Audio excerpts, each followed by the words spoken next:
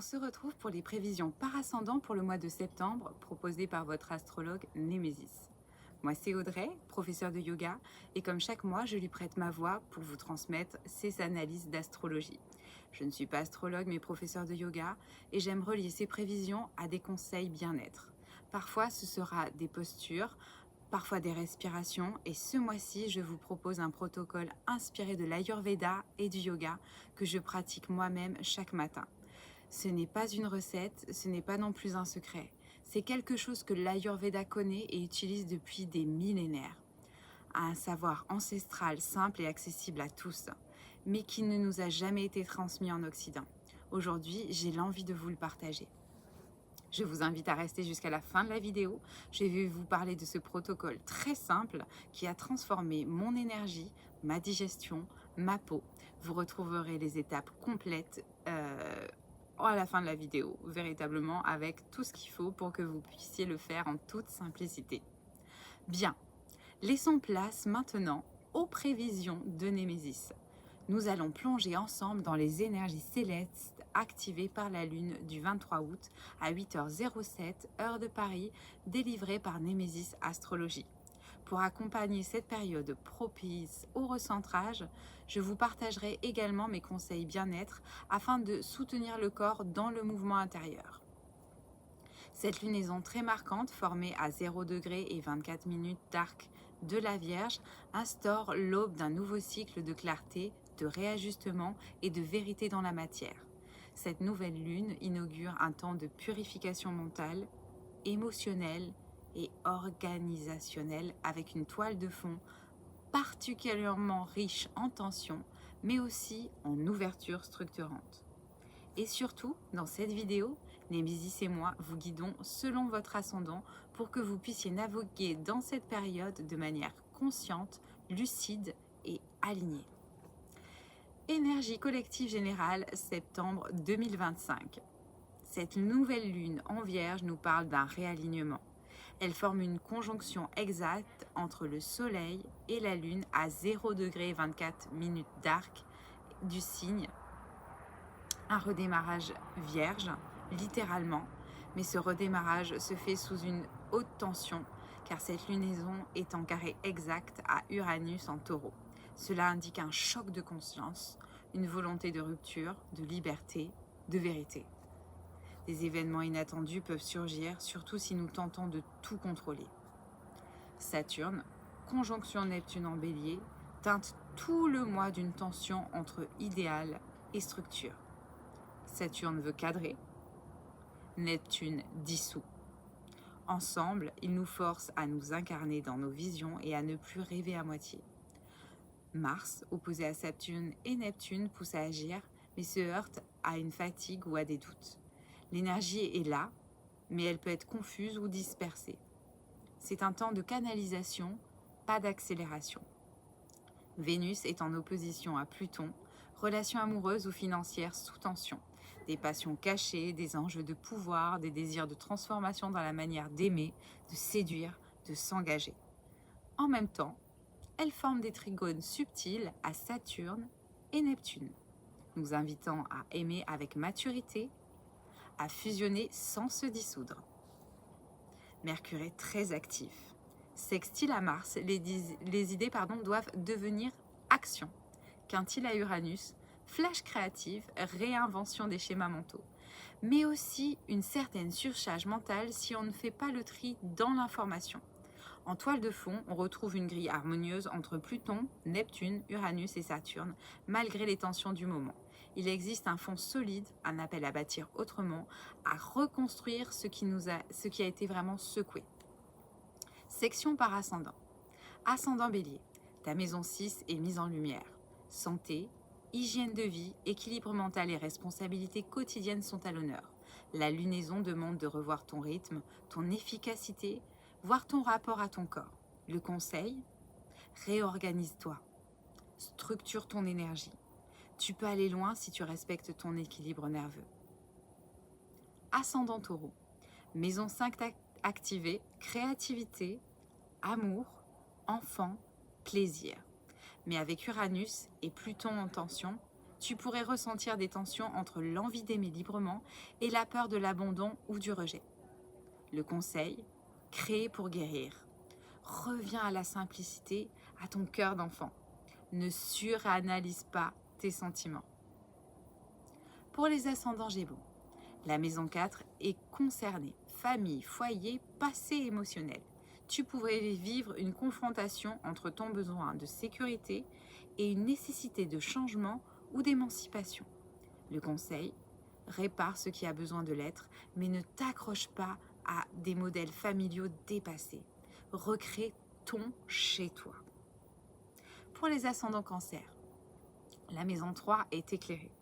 Communication, apprentissage, entourage proche.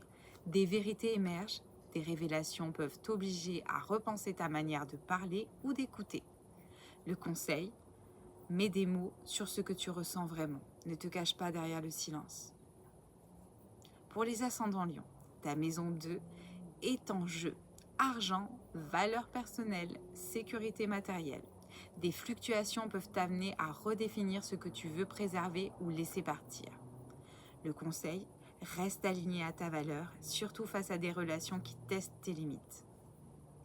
Ascendant Vierge, la lunaison a lieu dans ton signe. C'est un nouveau départ puissant pour toi. Mais attention au déséquilibre émotionnel, au conflit d'ego ou à l'épuisement mental. Le conseil, prends le temps d'ajuster ton rythme. Tu ne peux pas tout porter seul. Ce mois est une remise à zéro. Pour les ascendants Balance, la maison 12 est éclairée. Retraite, lâcher prise, conscience. Beaucoup d'émotions enfuies peuvent remonter à la surface. Le conseil, ne lutte pas. Observe, note, médite. Ce que tu libères aujourd'hui prépare ta renaissance prochaine. Pour les ascendants Scorpions, c'est la maison 11 qui est activée. Réseau, projet, amitié. Une remise à plat s'impose. Qui soutient réellement tes rêves et qui t'en éloigne? Le conseil, redéfinis tes cercles, tu gagnes à choisir la profondeur plutôt que la quantité. Pour les ascendants Vierges, ta maison 10 est stimulée. Image publique, ambition, mission. Mais attention aux tensions entre la vocation et ce que tu vis intérieurement. Le conseil, aligne ce que tu fais dehors à ce que tu ressens dedans. Ton autorité intérieure, c'est ta clé. Pour les ascendants Capricorne maintenant, la maison 9 est activée. Études, voyages, philosophie, élévation. Tu es dans un moment d'élargissement, de perspective, mais aussi de remise en question de certaines croyances. Le conseil, revois tes engagements spirituels. Ce mois, tu changes de boussole intérieure. Pour les ascendants Verseau, la maison 8, finances partagées, sexualité, transformation. Une crise libératrice peut se produire si tu acceptes de lâcher le contrôle. Le conseil, ce qui se termine te libère. Ose le passage sans résistance. Pour les ascendants Poissons, la lunaison est claire, ta maison 7. Les relations. Tu pourrais vivre une prise de conscience ou une séparation avec un lien désaligné. Le conseil, dis ta vérité dans le lien. Privilégie la clarté plutôt que la fusion confuse. Le résumé de Némésis, de l'ambiance. Ce cycle est un appel à la lucidité et au recentrage. La Vierge nous y dit, observe ce qui ne fonctionne plus, clarifie, purifie et organise. Mais Uranus, Pluton et Vénus nous rappellent que ce processus passe par des révélations parfois inconfortables, des ruptures de schémas et des décisions audacieuses. Nous sommes à un tournant d'ajustement, plus question de rester dans la demi-mesure. Ce que nous croyons doit se vivre, ce que nous voulons doit s'assumer, ce que nous ressentons doit s'exprimer. Voici pour les prévisions par ascendant. Comme promis, voici la présentation du rituel que j'ai à cœur de vous partager.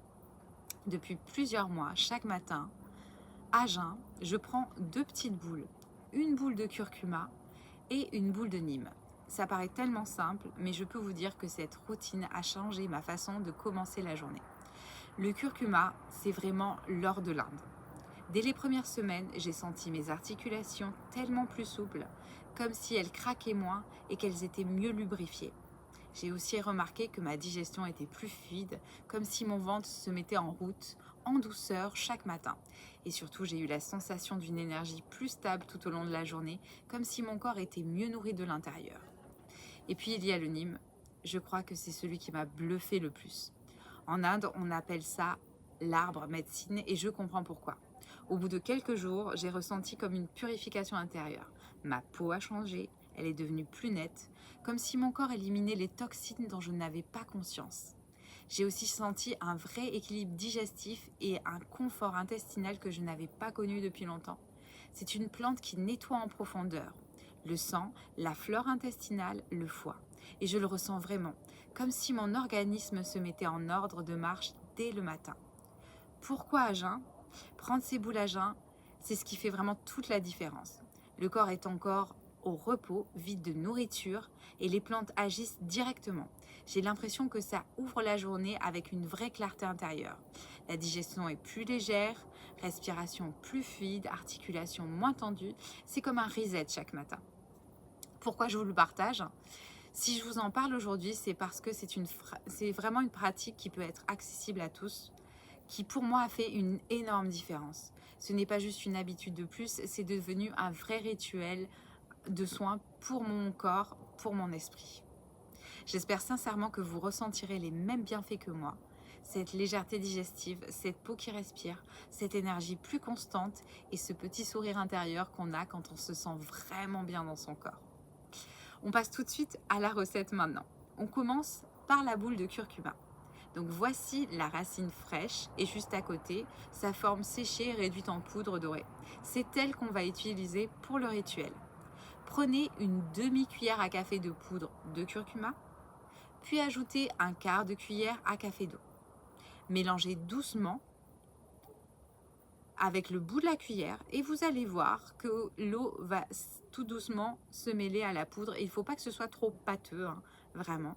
Donc ne mettez pas trop d'eau, quitte à en rajouter un tout petit peu après jusqu'à obtenir une pâte un petit peu épaisse, homogène. Puis, avec vos doigts, roulez-la et faites une petite boule, une petite perle. Et voilà, votre boule de curcuma est prête. On passe maintenant à la boule de Nîmes. C'est le même principe. On part de la poudre verte de Nîmes obtenue à partir des feuilles séchées de cet arbre sacré. Prenez une demi-cuillère à café de poudre de Nîmes, un quart de cuillère à café d'eau et mélangez jusqu'à ce que vous formez une pâte. Puis roulez une boule avec la même douceur. C'est tout simple mais puissant. Voilà. Je pense que ensuite il suffit de les avaler avec un verre d'eau ou avec une tisane. L'idéal, c'est de les préparer chaque jour avant de les prendre pour qu'elles soient le plus fraîches possible et pleines de vie. Voilà, chers auditeurs, vous venez d'écouter les prévisions astrologiques de Némésis pour le mois de septembre, ainsi que le rituel que l'on vous transmet avec soin. Désolée pour les petits bugs, mais voilà, ça fait partie des choses qui sont naturelles. Et je suis très contente d'avoir partagé ces prévisions pour ce mois-ci. De la part de Némésis et de moi-même, merci d'être là chaque mois pour ces rendez-vous qui sont très sensibles et précieux. On vous souhaite une très belle journée, une très douce et fin de soirée si vous écoutez plus tard. Prenez soin de vous, écoutez votre corps, votre rythme, c'est essentiel. Dès que c'est possible, faites-le. On se retrouve très vite pour les prévisions d'octobre et d'ici là, continuez à avancer, à ressentir, à vivre avec toute notre bienveillance.